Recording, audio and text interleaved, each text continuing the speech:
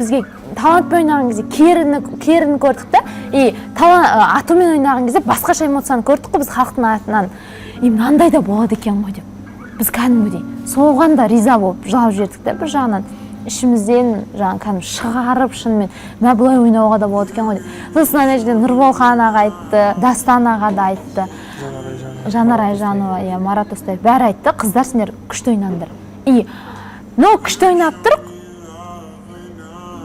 Есен аға, не үшін ату өтті дейтін сұрақ болды да. Лично менде болды.